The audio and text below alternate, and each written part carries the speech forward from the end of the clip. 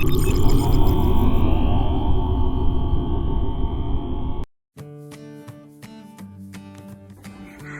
friends, welcome to the channel. I am the Little Master. ആദ്യത്തെ ക്ലാസ്സുകളൊക്കെ നിങ്ങൾ കണ്ടില്ലേ? പുതിയ വാക്കുകളൊക്കെ എന്റെ ഒപ്പം തന്നെ നിങ്ങൾ പഠിക്കണം ട്ടോ. Then we can learn English together. അപ്പൊ ഇന്നത്തെ ക്ലാസ് തുടങ്ങിയാലോ? അപ്പൊ നമുക്ക് ഇന്നത്തെ ക്ലാസ് തുടങ്ങാം. The story name is The Honeybee and the Bird.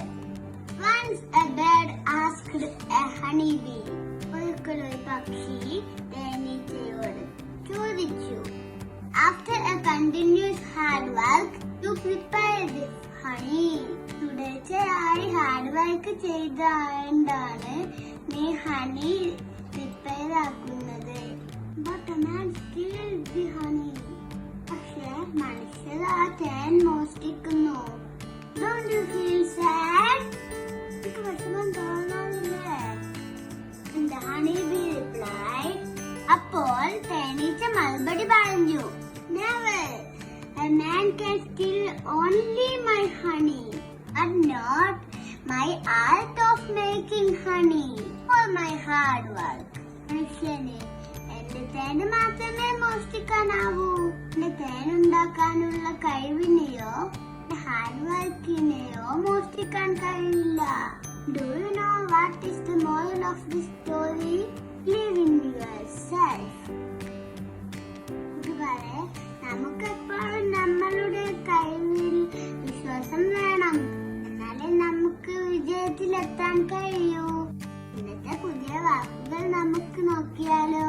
Once എന്ന് പറഞ്ഞാൽ ഒരിക്കൽ. എന്ന് പറഞ്ഞാൽ എന്താണ്? ചോദിക്കുക. അപ്പോൾ ചോദിച്ചു എങ്ങനെയാണ് പറയുക? Ask.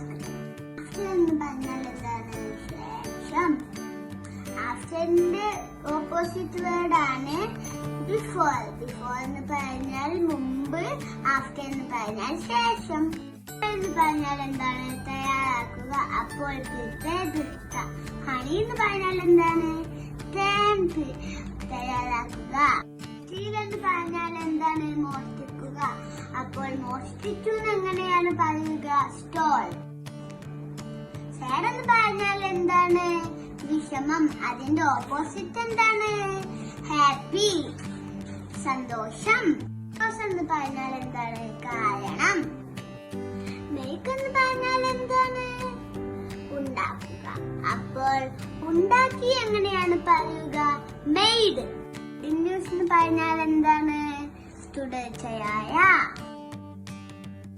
ഇന്നത്തെ വീഡിയോ നിങ്ങൾക്ക് ഇഷ്ടപ്പെട്ടെന്ന് കരുതുന്നു. For more videos, subscribe the channel. I am the Little Master.